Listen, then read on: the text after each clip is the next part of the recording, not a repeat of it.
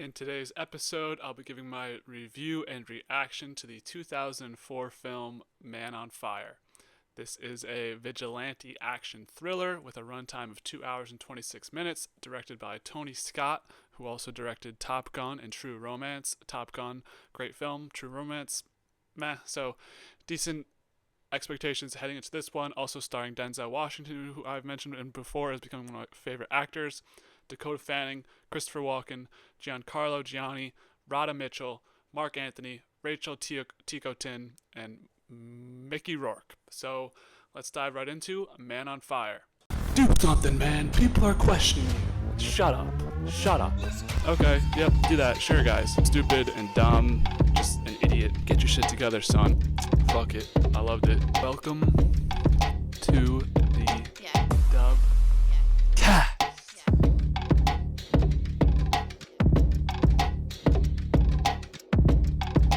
So with Man on Fire, I didn't realize that this was actually somewhat based on a true story. I remember reading at the end that it was based on a true story, but I was told in the time since then that it was just based loosely off a couple of kidnappings. Nonetheless, I thought this movie was decently compelling, although a little bit predictable in my opinion, but I will excuse that to the movie being adapted from a true story. Didn't really take away too much if it's from a true story. You know, I've said that in a couple of reviews in the past. If it's based off a true story or loosely based off a true story, can't really nitpick the details and the predictability of the movie if you know what's going to happen. Although I feel like in some cases, if you're watching a movie and you didn't realize it's based on a true story like this, you can take it at face value, point out the plot holes, point out the stuff that you know is maybe forecast a little bit, especially when you're trying to do a big twist at the end.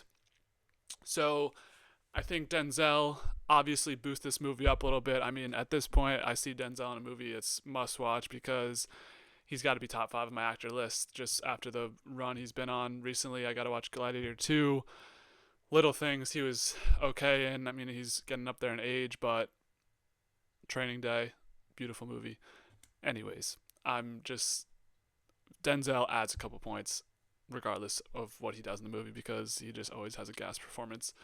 So this movie reminded me of Leon the Professional, another solid film out there, kind of the same sort of plot points in my opinion. Obviously the girl in Leon the Professional is a little bit older than Pita is in this movie, but kind of the same dynamic there of the bodyguard of the girl. Essentially, well, Leon the Professional is a hitman and Denzel Washington is a bodyguard in this movie. Creasy, I should say. Sorry. So that was a comparison I had thinking about this movie. I think Denzel, he boosted up, but the thing that stuck out to me the most, and I think the thing that'll stick out to the most of people watching in today's age, 20 years later, these weird slow-mo shots, a million slow-mo shots of Denzel, and Creasy, when he gets shot. Basically, essentially, when Creasy does anything, there's like these very slow-mo shots. In my opinion, that just really detracted from the movie. And, you know, when I think of this movie, that's going to be one of the first things I think of is just those weird slow-mo shots with the weird music, and they happen a lot too. It's not just a one-off or a two-off. Like, that's a consistent theme throughout the movie. So interesting choice by director Tony Scott. Like, I don't know. I thought that really detracted from the movie for me. I do think the idea of Creasy slowly chasing down his victims one by one was an interesting plot for the second half of the movie. That kept me intrigued throughout that storyline. I mean, obviously that's really what the movie's about, and the second half is it's kind of one of those movies where you have the first half, he's building up the relationship with Pita, and then the second half, he's getting revenge for Pita. So it's kind of a point A to point B type of transition there. But this was an interesting enough idea for me to be compelled and stay in the movie. I think comparing the first half versus the second half, I think it's pretty just the same, mostly solid, like whatever. Not the greatest movie, not the worst movie. Also, the way that Creasy is able to use different methods and he doesn't use different backgrounds, but he's in different backgrounds. I mean, the club scene was one of my favorite scenes. The scene of him blowing the guy up by putting a bomb in his ass, like that's crazy work. That's entertaining. I've never seen that done before. So that's the type of stuff that was keeping me going in this movie. Just seeing how Creasy would handle the next victim, and also I like those movies where he starts at ground level, finds one person, then moves up the ladder, finds the people up the responsibility chain who's more and more responsible for this supposed death of Peta the girl. So I did like that. I felt like that was an interesting enough concept for me to be entertained through the second half of this movie. The music I thought felt a little bit cheesy at the beginning, but grew on me as the film went on. I ended up liking the theme music they used by the end of it. Thought it fit in the movie well. I think the first hour where they were bonding together was fun, but he had a very quick heel turn from not wanting to be friends. I guess when the mom comes in and talks to him, I thought that was a little bit shallow on how all of a sudden he just realizes that he's going to want to help her. I know he has the incident where he tries to pull the bullet on himself, but I don't know, that felt a little bit weak considering that, especially as a bodyguard, you're not supposed to have personal connections. That was kind of his own code. So that was a little bit weakly developed. Him just wanting to do everything to save this girl now. Well, that part, saving the girl, he felt responsible. That was his job. But the fact that he gets so in her life, I felt that part was weakly developed because there wasn't any build up and he had no interest at the beginning. And then I guess maybe when she got out of the car and got in the back seat, then maybe that switched his mindset. Like maybe I'm being a little too harsh. I don't know. I thought that was a little bit weakly developed, that aspect of it. So I felt like the twists were mostly predictable, especially when they telegraphed the dad being in on it. I mean, if you're paying attention to this movie and you remember the second scene of the movie, they're talking about the insurance policy, which if you keep that in the back of your head, you don't wonder about it, but when this comes up, it's yeah, that kind of makes sense that he would do this for an insurance policy and to get money, especially we also learn, I think, about in that scene that the father is not rich and wants to be on the higher class of the population. So that twist didn't really surprise me that much. The lawyer, I thought that was pretty easy to read into as well. Someone was feeding information from Creasy's camp to the hostage people, so someone within the family had to been doing it. Dad and the lawyer in on that. So I personally wasn't that surprised. Also, the piano thing kind of got to me where she was like, I want to quit piano and do swimming. He's like, no, you need to go to piano class. And then she goes to piano class and people pull up.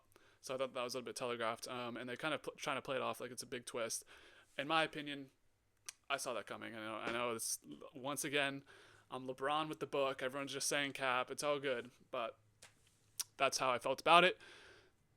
Overall, a decently interesting concept for a movie. A girl, especially in South America, needs a bodyguard in order to go to class and do her normal things. I think that, Denzel Washington as that character, I enjoyed that aspect of it. So I think overall this is a fine watch. I would recommend this movie to people who like Denzel. It's another one you can check off the list. I know he has 35 films, probably way more than that, but this was worth a watch. So I think also the twist at the end of Peta being alive, personally wasn't surprised by it at all. They never show her dead. I feel like the story would just be incomplete of him just going on this murder trail and just going on revenge, and then that's it. What happens when he gets to the voice at the end and just kills him? That's it. That's the end of the movie. So obviously, in my opinion, it just felt like that the story would have been incomplete without seeing Peta either dead or alive. And as more time went on, she was not dead. So it was I think she's gonna be alive at the end of it. Some cool theatrics I thought throughout the movie here and there, but I thought this was a pretty baseline story, pretty simple plot, pretty simple, character development. Denzel boosted up a little bit, and I would recommend this to fans of Denzel. Maybe if action fans could find some fun in this and the weird way that they filmed this movie. So overall, I'm giving it a 7.3. Solid score, not the best score. Just thought it was an overall decent movie.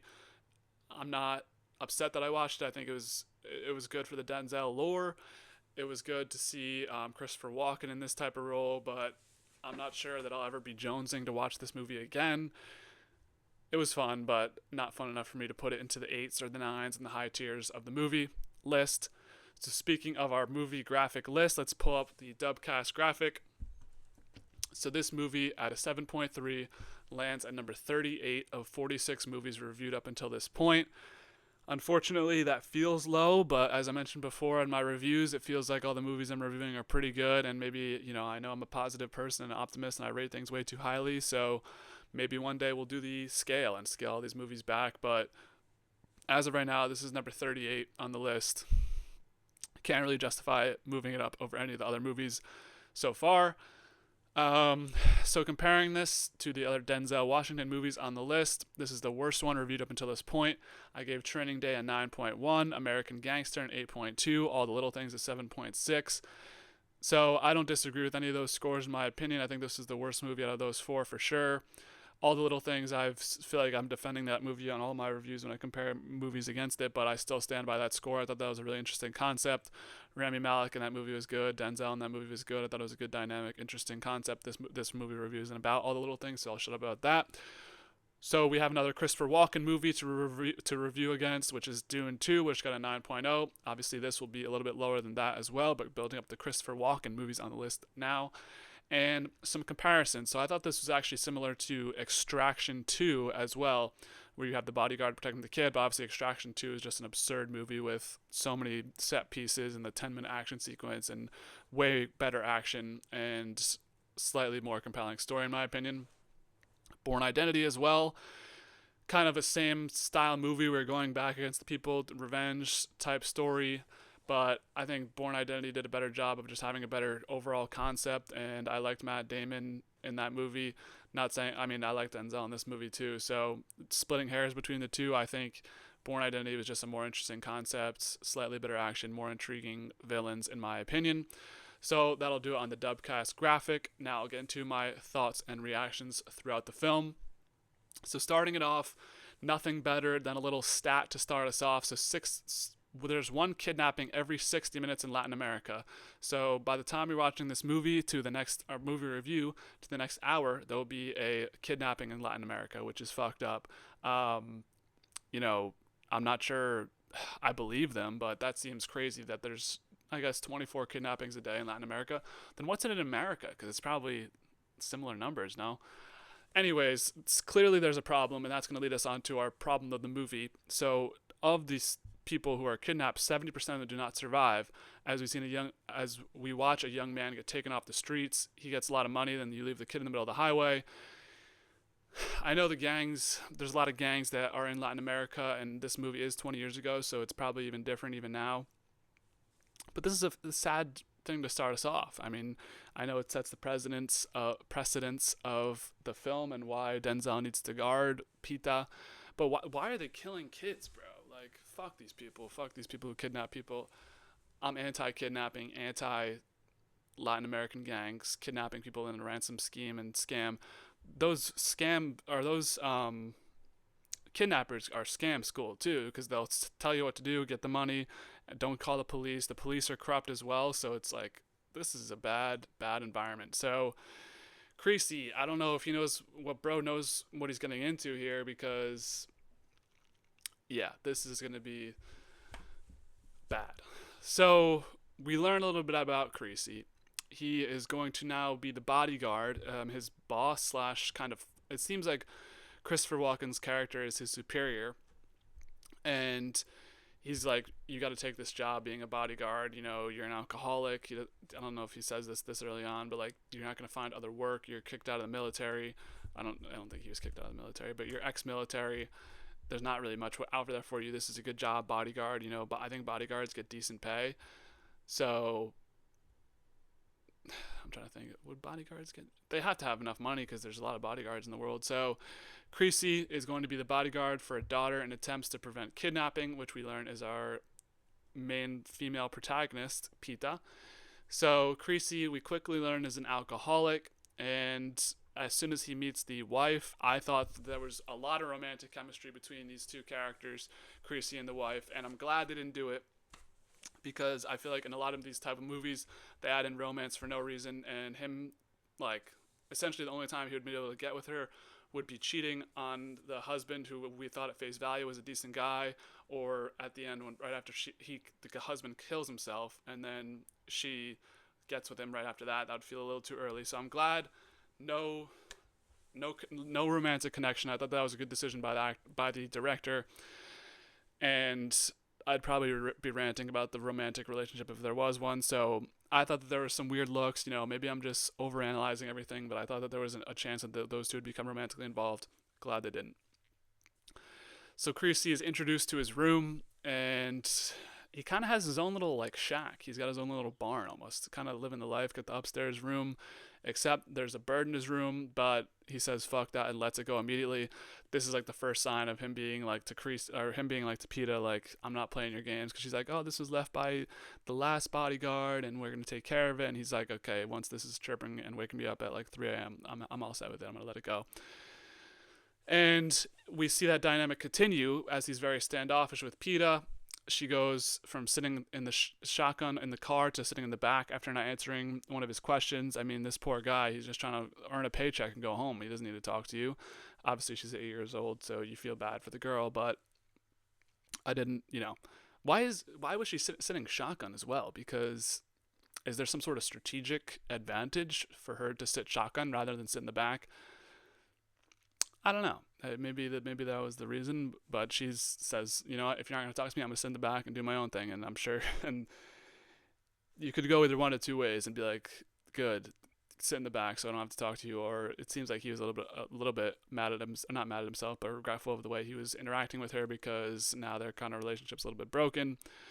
So, of course, right away, when they get home, Peta tells mom about this. She comes into Creasy's room and is like, you got to be more talkative and better. She's a kid, like, be nice. And now I'm going to come with you on the ride to school, which I'm sure he's happy about, because he's definitely crushing, even though I just said there's no romantic relationship. So yeah, I mean, this is our start of the dynamic between Peta and Creasy, where he just doesn't really give a shit. I mean, I feel like it makes your job harder if you care more, because you're going to get over involved. You get emotional. You don't get objective.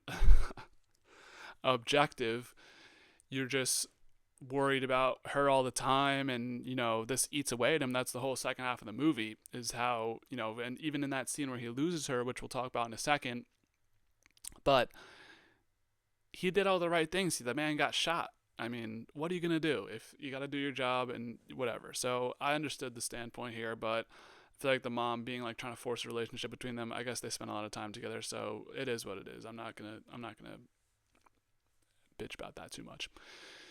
So essentially, while all this is happening, the B kind of section of the plot is just Creasy in his room alone. He can't sleep. He keeps drinking more. He keeps, what was he doing with his, he keeps trying to catch a bullet in his hand, and it keeps going through the hand because he's drunk and it has terrible reaction time. So I don't really know how, as more time went on, he thought he was going to catch it. Like, bro, it's going to get worse and worse.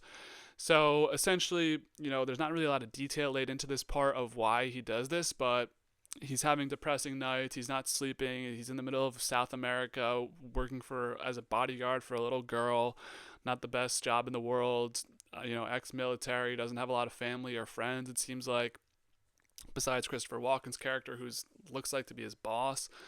So Creasy, one night, he's had enough. He's in the rain. He attempts to shoot himself, and the bullet doesn't go off. Now, this bullet will come back later on as sort of a symbolism, but Peta is actually watching from the window while he does this. And did Creasy just go out there at like 7 p.m. and be like, fuck it? Or I think this is in the middle of the night, and Peta was just like lurking, watching, which I feel like younger kids don't just get up in the middle of the night and turn on the light and stare out the window, but maybe different kids do different things. I don't think I ever did that, but let me know in the comments if you were one of those people who got up in the middle of the night and then would look to see your bodyguard and see if him committing suicide. But I mean, I don't even want to, I'm not even going to say, I was going to say if Creasy shot himself and the whole movie would be over. So yeah, you can tell that it wasn't going to go through, but he saves the bullet after it doesn't go through, and it'll come back later on. So now, with the kind of forced reprimand from the mom to be more close and nicer to Peta, he also, I think during this time, was the only one at the house because the mom and father were going on a vacation. So he goes to one of her swim meets and realizes that, she's getting scared by the gun being shot, the gun to start. And as a former swimmer myself, I don't even know if we used a gun. I mean, granted, 2004 in South America versus 2018 in the United States. It's probably different, but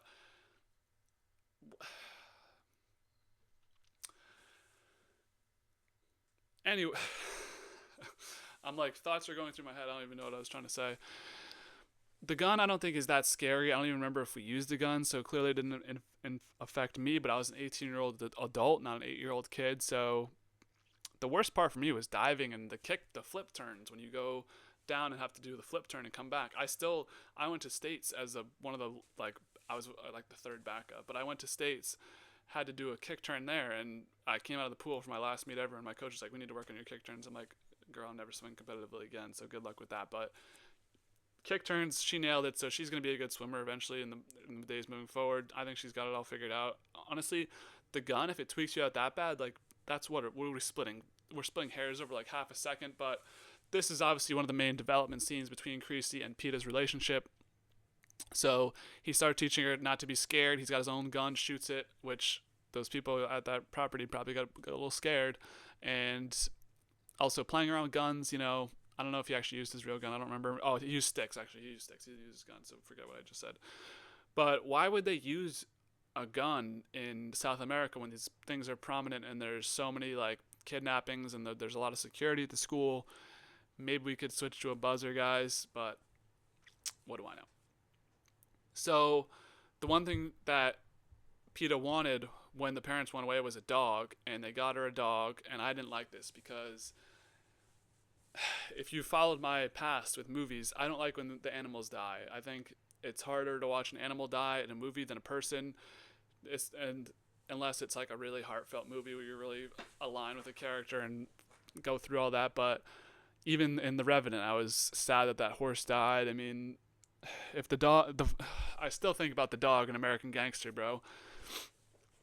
Fucked up. So I was worried that something was bad was going to happen to this dog because you're in this sort of hostile environment and it's a new thing. It's fun for the kid. So imagine if the dog goes away. Luckily, the dog, I think, was unharmed throughout the filming of this movie and the airing of it. And, hopefully that golden retriever had a nice life because it was a cute dog. And if it died, that would have torn my heart out. So, see, I have predictions. I was like, something bad's going to happen to this dog. Nothing bad happened. But I saw the other twist coming. So keep that one in your notebook for the LeBron cap clip if that ever comes out. So now with the improved swimming and not being scared of the block, she wins her meet. Not a surprise there. I mean, she was pretty close anyway. So if you're splitting hairs over the seconds, even though I just said you don't need to do that, it clearly helps her win the meet, so good job for her. And she embraces with Creasy. Their their relationship together, chemistry is coming together. They do have good chemistry on screen, I will say that. Like, doesn't feel out of place at all. And she buys him a gift with her own money, which is always nice when kids do that because, they have like $12 to their name. So if you spend money on someone like that, she clearly cares for him. She buys him the necklace of St. Jude. And instead of going on his usual booze binge by himself, not doing anything in his room, just sitting there catching a bullet on his hand, he puts down the booze in order for the Bible, and she also gives him a flower to use. So really, this is like when their relationship becomes really cute together. Good dynamic, good chemistry, and Creasy, is maybe seeing this as an opportunity to better himself, putting down the booze, becoming more religious. Like, I mean, I'm not a religious person myself, so I can't really speak to that, but I know it can help people settle down and get rid of their worst habits. So good for him. And also the flower, Denzel, the flower is just funny to see. So now here comes the big plot point of the movie so far. It's a weird setup because you have two police officers pull up and Denzel is like, Creasy's like, whoa, what's going on here? And I thought that this was an operation set up by the police in order to get Peta, and this would make sense because if you have corrupt police, you can just basically use them to your advantage, which is happening here, but it just seems like these were two corrupt police officers. And once Peta exits her piano class, it's chaos where Creasy sees what's going on. He starts shooting out the police while she runs. He's shot multiple times, and then Peta is snatched. At this point, I was like, what the fuck? Because I thought that the dynamic of this movie would be Creasy protecting her from being snatched, not the other case scenario where she gets snatched and he goes on a revenge tour. I didn't really see that part of it coming, so props for that. That was something I didn't see in the future. And now, with all this happening, he just shot 2 police officers. He's suspected of murdering the 2 police officers and being involved in a kidnapping. So it looks like it's really downhill from here for Creasy. I mean, PETA's gone. He didn't do his job successfully. He was shot twice, and now he's being accused of murder of 2 police officers. So how's he going to get out of this one? Felt bad for him. Poor guy. He has one thing in this world, and it's PETA, and then she's taken away from him, and his response is proper. So this is where we get an introduction to another sort of main character of this movie, a woman named Sam. So Sam is the father? Yeah, Sam is the father. Sorry about that. Sam is the father. He follows the directions of what the kidnappers say, but it's botched by the police. The money, they said don't have anyone there with the money, and then there's people there with the money, so the plan is botched, and it's too late. Over the phone, they tell him PETA is gone. The mom is really upset at this. Obviously, her child just being killed over the phone. She starts, ripping up the apartment. Sam and her are in disarray. My thought on this was hope those piano lessons were worth it, because that was something that was in my mind still. Like, let the girl swim if she wants to swim. She's a kid. I mean, it's like, you're going to make this, that's like the typical thing you don't want to see happen, is a kid to have to do stuff over and over again that they don't want to do. So hope those piano lessons were worth it. She's never going to probably do piano in her life. She wants to swim. Let her swim. Like, she's not going to become a professional piano player. She's not going to become a professional swimmer. Why not both? My question was, why not both? Why can't she do both? She was clearly doing both before. Anyways, they really confirmed that they killed PETA. And at this point, I'm like, hell no. What do you need to kill an 8-year-old girl for? This is fucked up. What in the world could possibly be worth killing kids for? There's no answer to that is satisfactory to any means ever. No kids should be killed.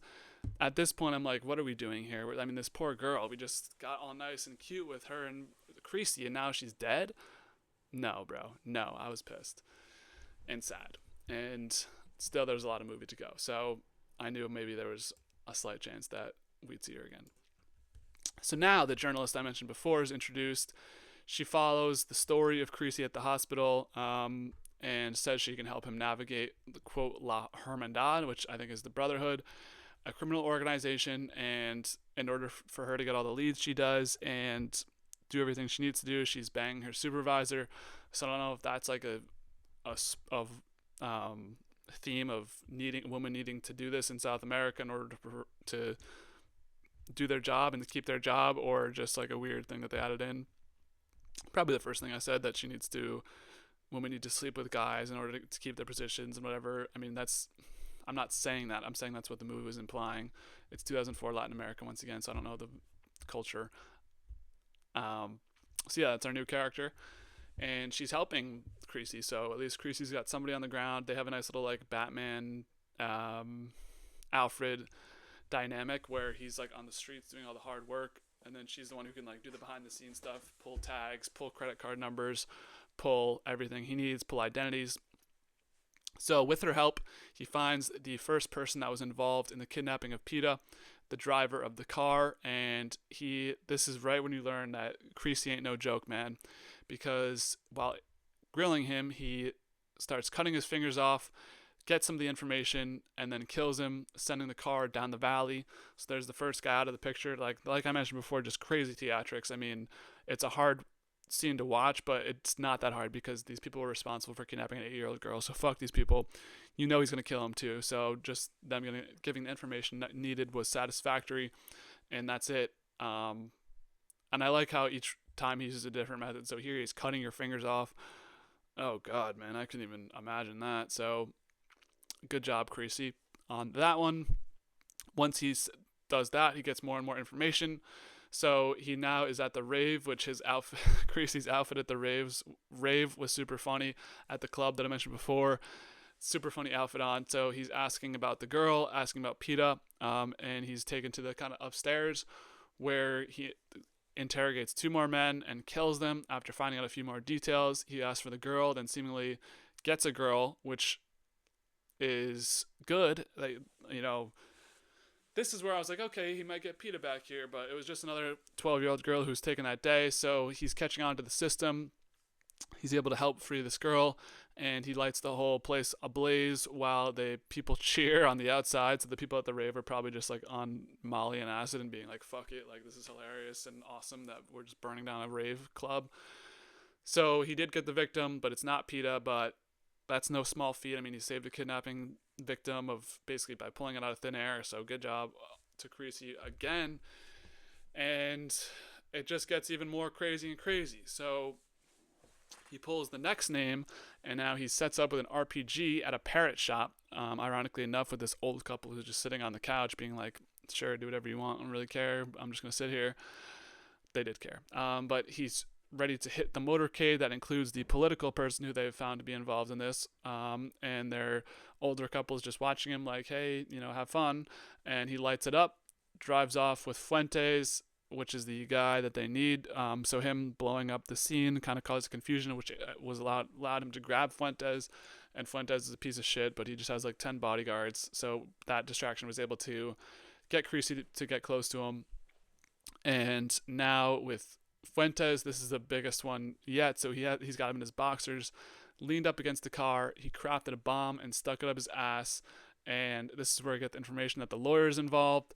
Not surprising. So he blows up Fuentes, which is a very satisfactory blow up because Fuentes was the most like in your face villain so far. So seeing him being blown up, and you know, in a typical Latin America, like in like Narcos, for example, like this guy would be untouchable. Like you wouldn't even ever be able to breathe in the same air as this guy. So to see Creasy just maneuver his way around and get to this guy was satisfactory and a good scene. So now, with the lawyer's name out there as part of the problem, he shows up to the lawyer's house, and there's a decapitated dead body in the pool. So that was a weird scene to me, where it was like, okay, I guess we're just supposed to assume that was the lawyer, because they never confirm it on screen. And I kind of just assumed that later on, but weird how that was played out, and we don't really, like, I must have missed something in that sequence, because that was, like, surprising to me. So now, once he catches some more clues at the lawyer's house, he's back at the Ramos household. Sam was involved in the money laundering, harkening back to the beginning of the movie, which I said that meeting about the life insurance, they'd get life insurance for PETA, and it was supposed to be just a little scam, and then they'd get her back. But with the lawyer getting involved, he thought the lawyer was the snitch, so Sam actually killed the lawyer, Jordan, because he lied about PETA being alive at the end of it all. I mean, it seems like something just got botched in the communication process of all this scam. This is like a Fargo type scam. He leaves Sam the bullet that didn't work for him when he attempted suicide, but this time it does work. So maybe that's like him reading the Bible and stuff. Maybe it's kind of like God decides who's going to die, because this bullet didn't work for Creasy to kill himself, but for Sam to kill himself, it worked. So obviously Sam's crimes are in the future are kind of vindicated with PETA being alive, but we don't need to mention that poor guy just died for nothing. I mean, he is kind of a scumbag for just setting his 8-year-old daughter up to be kidnapped and sending her to piano class when she didn't want to go to piano class. So, justified. Fuck Sam. Now, as more and more time has gone on, the journalist and her boss have been helping out a lot. So, the main leader of this group is the quote-unquote The Voice, and they're going to put his name in the papers and go after him. And while this is going on, there's still the threat of people's livelihoods are at stake. She has to put her name in the papers and put her name at the end of articles, so her driver is killed, and somebody comes up to her and threatens her not to publish the photos. But as all good stories do, she's going to publish the photos because fuck the patriarchy, and news needs to be reported. Journalism is real. At least it was in 2004. Good for her. Now, Greasy, this is the final sort of last playing scenes. Greasy attempts to get The Voice in his house, but he's shot, and then The Voice drives a van and smashes into a truck. This is his brother. So weird scene where it's like, oh shit, The Voice, let's get him. And then he gets out of the house, drives away, but it's actually just the brother. He calls The Voice on the phone, and then once again goes back to his beginning method of blowing the fingers off. So he blows the fingers off the brother's hand. Woj bomb. The PETA is still alive. I wasn't surprised by that, but she is still alive. So What are we gonna do? I wonder if people were surprised by this. I felt like to me that there was always a chance she was alive. I mean, they kind of just show weird blurry images of her in like an alleyway throughout the movie, and that's like supposed to be the death. Didn't believe it.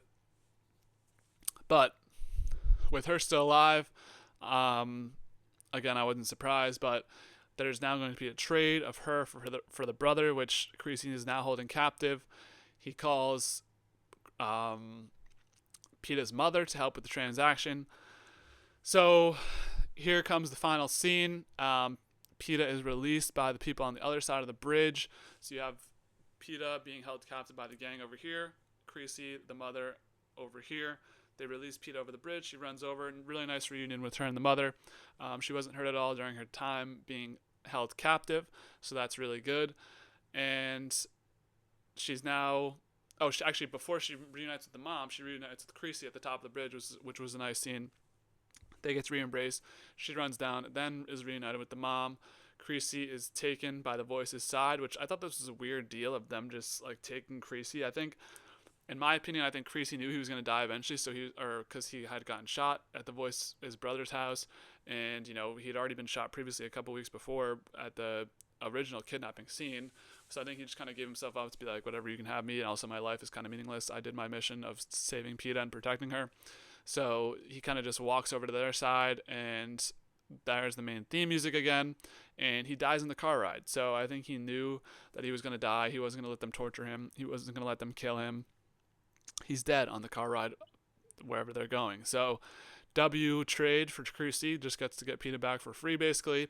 And we learn a little bit more at the end of the story that the Voice does end up dying during his arrest in real life.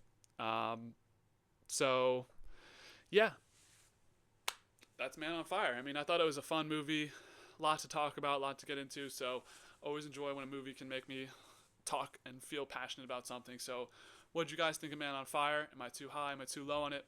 What would you rate it? If you like what you see, please feel free to subscribe, like, dislike, do all the things. There's Spotify, YouTube. We're available on all platforms. So appreciate you watching. What movie should I watch next? And yeah, in the future we got Fracture will be the next movie review. Besides that, TV shows happening. I'm watching The Bear season 3. White Lotus coming back soon, or has already come out by the time this video drops. So more content as always coming, and stay tuned for more sports, TV, and movie reviews. So as always, be easy.